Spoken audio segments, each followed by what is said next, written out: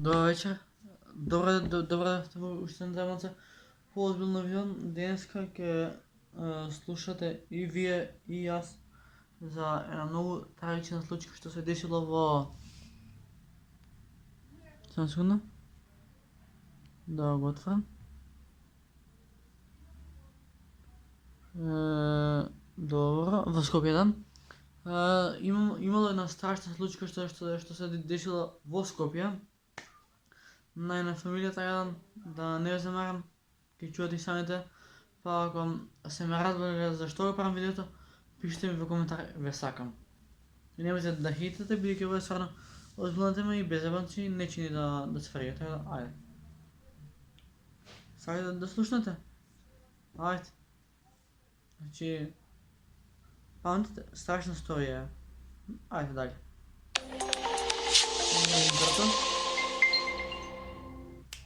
По цели 15 месеци, семејството Стојанови од Велес ја дочека судската пресуда за смртта на нивната 28 годишна ќерка Здравка. Иако не очекуваа, судбината ги натера да водат постапка против роднина на нивниот зет, кој за случајот доби минимална казна затвор од 1 година. Стојанови незадоволни од пресудата велат дека се жртви на меѓусебна спрега и подмолен договор помеѓу обвинетиот, обвинителството и судот. Сообраќајната несреќа која се случила на 17 ноември 2017 година во соседна Србија на автопатот Белград-Ниш ги зави во Црно Тодор и Валентина Стојанови.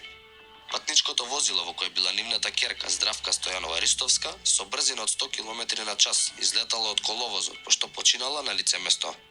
Во автомобилот биле незиниот сопруг Панче Ристовски, неговиот братучет кој управувал со возилото, обвинетиот Љупче Теовски и сопругата Цветанка Теовска. Сите тројца се здобиле со тешки телесни повреди. Ми јавуваат на среде улица, на телефон, тоше децата направија сообраќајка, твојата ќерка Здравка не е више меѓу живите. Можете ли да замислите што се случило со мене тогаш?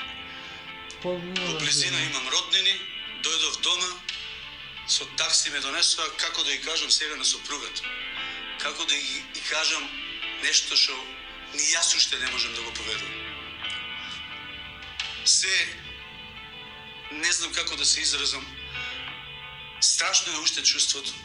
Теовски е обвинет за кривичното дело тешки дела против безбедноста на луѓето и имотот во сообраќајот, зашто е предвидена затворска казна и до 5 години. Сенка врз целиот случај остава фактот што родителите на Здравка воопшто не биле повикани од велешкото обвинителство по отварање на случајот, во најмала рака да бидат информирани за постапката. Семејството Стојанови не се согласува ниту со изречената пресуда. Тврдат дека се жртви на меѓусебен договор помеѓу обвинетиот Теовски, обвинителката која го води случајот Анастасија Миланова и судијката Аница Теова. На 30 ноември 2017 година Тодор своеволно се појавува во обвинителството за да се информира до каде е постапката. Оттаму му било кажано дека се работи на случајот и дека засега нема потреба да бидат повикани тој и неговата сопруга, а за понатаму ќе бидат известени.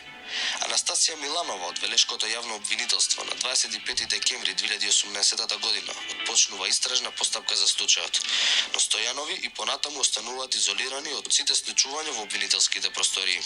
По цели 15 месеци молк од надлежните органи, во јануари годинава Тодор повторно, по собствена иницијатива се појавил во обвинителството, со цел да се информира до каде е случајот за смртта на неговата ќерка. Одговорот кој следувал не го оставил рамнодушен. И ми кажува случајот е затворен. Како е затворен случајот? Па ете седнале адвокатот на обвинетиот со спогодбено барање, иницијатива, снимете ова, ако се гледа, значи поведуваат иницијатива, обвинетиот Теовски Љупче го признава делото и поведува иницијатива да лежи 6 месеца затвор. И обвинителство не му ја уважува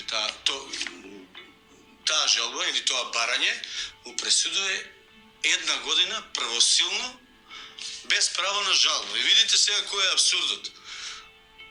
Човекот бара 6 месеца, му даваат 1 година многу строга казна и е наведено дека ниту он има право на жалба, ниту никој друг нема право на жалба. Тоа е правосилно решение. Фактички нема кој каде да се жали. Него сигурно му одговара да не се жали, меѓутоа нас како на родители и 50 години него да го осудат. Нас ќерката нема да ни ја вратат. Така? Меѓутоа, така ли е правдата и правдината у Македонија?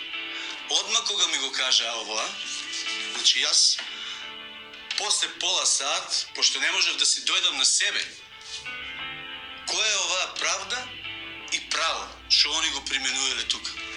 Седнале обвинителката, адвокатот на обвинетиот и судиката.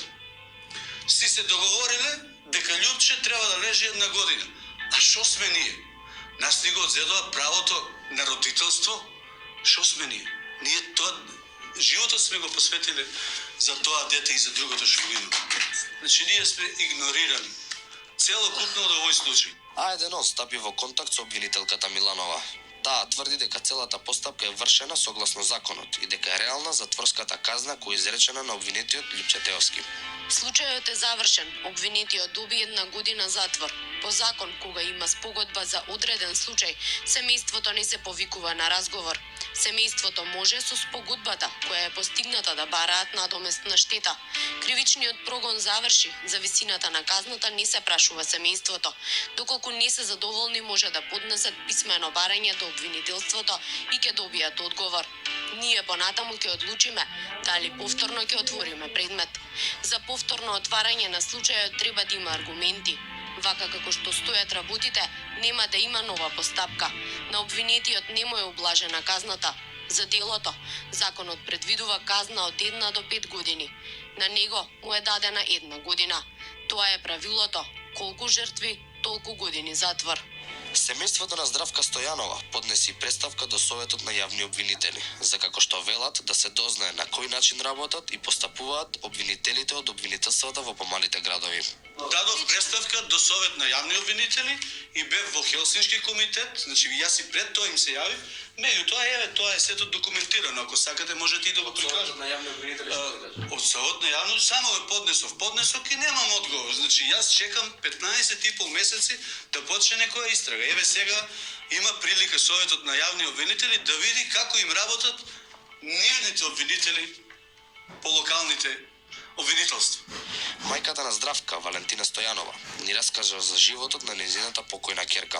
Од одлична ученичка до безрезервен хуманист. Помагаше на сите. Момци, девојки и дечиња, како што можете да слушнете за ова случка што се случила од Скопје во Велес, бидејќи убаво си рече човекот и 500 години да го остат, ќерката нема да се врати бидејќи некојаш знае законот во Македонија да се поигра со животот, бидејќи дечко што направил сообраќај на несреќа, што ја убил девојчево, фактички треба да лежи затвор многу години, но и што направил така, судот му он давал своеволно за да лежи 6 месеци, а судот му присудил 1 година.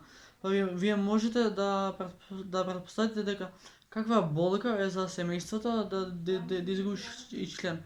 Така да не знам што да ви кажам, не знам што да ви кажам. Ако изгубите член од семејството и пари да имате, и коли, и кафичи, и се што да имате, тоа тело нема да се врати. Еве ви една полука. Правете добри дела, за да се врати добро. Ве сакам сите. Пис. Браво. Со љубов за сите.